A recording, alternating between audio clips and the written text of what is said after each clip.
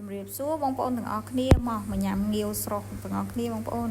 ថ្ងៃនេះខ្ញុំមានងាវស្រស់ជាមួយនឹងទឹកអំបិលអាមេរិកទៅងាយងាយប៉ុន្តែរសជាតិក៏អាចថាទទួលយកបានដែរបងប្អូនងាវនេះ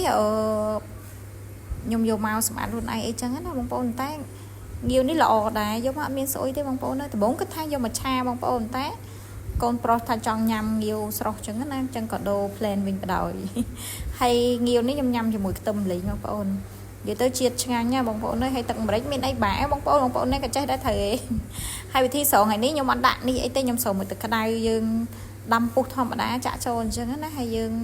មើលងាវយើងរៀងហាសបកហើយយើងបកមើលអញ្ចឹងណាថាវាល្មមអត់បើសម្រាប់ខ្ញុំញ៉ាំវារៀងឆ្អិនតិចដែរអញ្ចឹងណាបងប្អូនហើយនេះទឹកក្តៅយើងដាំពុះយើងចុចយកដាក់ហ្មងអញ្ចឹងណាត្រាំវាយ៉ាងយូរដែរបងប្អូននេះដោយសារតែកូនខ្ញុំអីគាត់ញ៉ាំដែរអញ្ចឹងឲ្យវាឆ្អិនតិចអញ្ចឹងណាបងប្អូនអត់សូវទុកនៅក្រហមឈាមពេកទេហើយអ្នកខ្លះគេហៅងាវអ្នកខ្លះគេហៅថាអីគេក្រែងឈាមអីបងប្អូនតែបើសម្រាប់ខាងខ្ញុំនេះហៅថាងាវហើយនេះពេលដែលឃើញវាពុចអញ្ចឹងនេះហើយយើងក៏ចាប់ផ្ដើមមើលវាអញ្ចឹងណាបងប្អូនមើលបើថាវាហាមាត់ហើយវាមានន័យថាវាឆ្អិនហើយវាយើងអាចញ៉ាំបានអញ្ចឹងណាបើថាងាវនេះមិនសូវជាធំប្រហែលដែរបងប្អូនយើងស្រស់ហើយជាម៉ាសតុកទេបន្ទាប់ពីនឹងហើយទៅយើងក៏ចាប់ផ្ដើមលាយអំបិលម្រេចខ្ញុំមានដាក់រ៉ូឌីស្ករប៊ីចេងហើយច្របាច់ក្រូចឆ្មាហើយរួចខ្ទឹមបន្តិចហើយកូវិតចឹងទៅបន្ទាប់ហើយយើងក៏មកអូអានេះមានជាប់វីដេអូលាងងាវលាងបកាទេបងប្អូនអើយដោយសារស្រស់ងាវហើយស្រស់បកាហ្នឹងមួយគ្នាតែនឹកឃើញថាកាត់តវីដេអូផ្សេងគ្នាទៅដល់ពេលដាក់វីដេអូមកជាប់ដដែលនេះជាប់វីដេអូលាងគ្រឿងក្រៅសបកាបាត់ហើយបងប្អូនអើយហើយនេះបន្ទាប់ពីលាងបកាហើយខ្ញុំចាប់ផ្ដើមលាងងាវយើងចឹងណាងាវហ្នឹងខ្ញុំលាង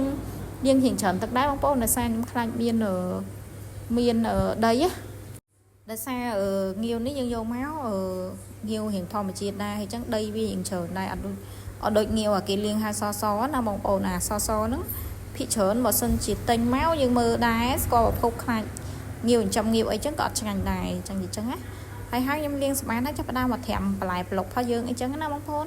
ថ្ងៃនេះខ្ញុំមានស្ពៃបូកូស្ពៃខ្លីៗណាបងប្អូនខ្ញុំញ៉ាំមួយងាវជាមួយនឹងខ្ទឹមលេងហើយបការបស់យើងចឹងណាបងប្អូនហើយថ្ងៃនេះ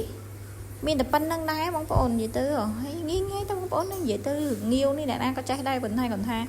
ចំណុចពិសេសរបស់យើងយកមកញ៉ាំមួយខ្ទឹមលេងចឹងណាបងប្អូនហើយវាផ្លែកមាត់ដែរបងប្អូនដោយសារតែយើងដាក់មួយខ្ទឹមលីងទៅវាឈ្ងុយចាប់ជាតិគ្នាមួយស្ពៃមួយអីចឹងទៅហើយទឹកម្រេចចឹងហ្នឹងយើងម្រេចខ្លួនឯងយើងលីងខ្លួនឯងបុកខ្លួនឯងអីចឹងណាជាតិបកណាស់បងប្អូនអើយហើយនេះក៏ជ្រៀតធ្វើទឹកត្រីបុកដូចតារាល់ដងណាបងប្អូនអើយនេះគ្រឿងក្រៅមានស្ករប៊ីចេង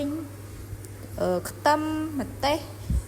ហើយយើងបុកដាក់ស្ករត្នោតអញ្ចឹងណាបងប្អូនហ្នឹងដូចតែយើងធ្វើបុករាល់ដងអញ្ចឹងបងប្អូននេះគាត់ថាខ្ញុំបុករៀងដិតគ្រឿងតិចដែរដោយសារយើងយកទៅជ្រលក់មួយបកាអីចឹងណាបងប្អូនហើយបុកទៅមកហើយវីដេអូយើងថ្ងៃហ្នឹងក៏មានតែប៉ុណ្្នឹងហើយក៏សូមអរគុណសម្រាប់បងប្អូនដែលជួយតាមដានទស្សនាវីដេអូរបស់ខ្ញុំតាំងពីដើមរហូតមកអញ្ចឹងណាហើយ